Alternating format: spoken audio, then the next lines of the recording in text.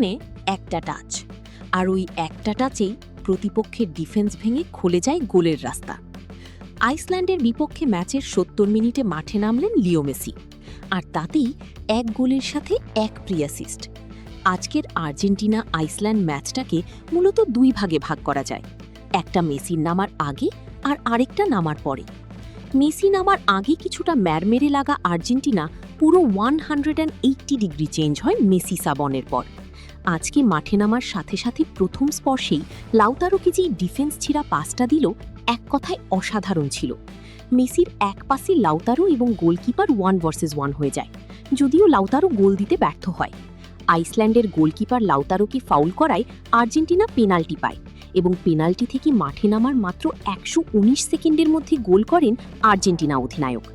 এই যেন এলাম, দেখলাম এবং জিতলাম, এই যেন মেসি মোমেন্ট। কেউ কি বলবে এই মানুষটার বয়স ৩৮? এখনও মানুষটা কি সুন্দর পাস দিচ্ছেন, কি সুন্দর ড্রিবলিং করছেন, বয়স যেন থমকে ফেলছেন। আচ্ছা, মেসি কি হাঁপান না? আর্জেন্টিনার জার্সি গায়ে জড়ালেই মানুষটা ভুলে যান বয়স। এরপরও থামেননি মেসি। শেষ দিকে তৈরি করা দ্রুতগতির এক পাল্টা আক্রমণে রদ্রিগো ডি পলকে বল বাড়িয়ে দেন তিনি। ডি পলের ক্রস থেকে থিয়াগো আলমাদা গোল করে আইসল্যান্ডের কফিনে শীষ পেরেকটি ঠোকেন। ভ্যালেন্টিন বার্কো প্রতিভার ঝলক থেকে বাস্তবতার মঞ্চে আজ। ম্যাচের মাত্র ৮ মিনিটেই তার অসাধারণ ভলিতে outside the box, outside foot গোলে আর্জেন্টিনাকে এগিয়ে দেয়। ডিফেন্সের ক্লিয়ারেন্স থেকে আসা বলকে যেভাবে নিয়ন্ত্রণ করে দূরপাল্লার শটে জালে জড়িয়েছেন, তা শুধু একটি গোল নয়, বরং আত্মবিশ্বাস, টেকনিক এবং সিদ্ধান্ত নেওয়ার ক্ষমতার নিখুঁত উদাহরণ। বার্কো এখন আর শুধুই একজন সম্ভাবনাময় তরুণ নন, তিনি ধীরে ধীরে জাতীয় দলের ভিতরে নিজের জায়গা তৈরি করছেন। গত বিশ্বকাপের আগে এরকম ভাইব দিয়েছিল এনজো ফার্নান্ডেজ, এবার বার্কো। স্ক্যালোনির তুরুপের তাস হতে যাচ্ছেও।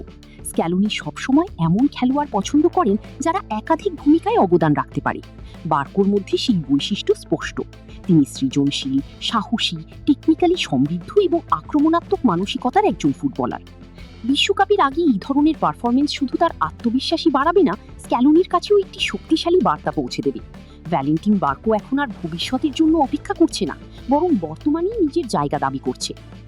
শেষ পর্যন্ত আইসল্যান্ডের বিপক্ষে ৩-০ গোলের বড় জয় নিয়ে প্রস্তুতি পর্ব শেষ করল আর্জেন্টিনা। দাপুটে এই জয়ের মাধ্যমে টানা ৭ ম্যাচ জিতে ফর্মের তুঙ্গে থেকেই বিশ্বকাপে পা রাখতে যাচ্ছে আলবিসেলেস্তেরা।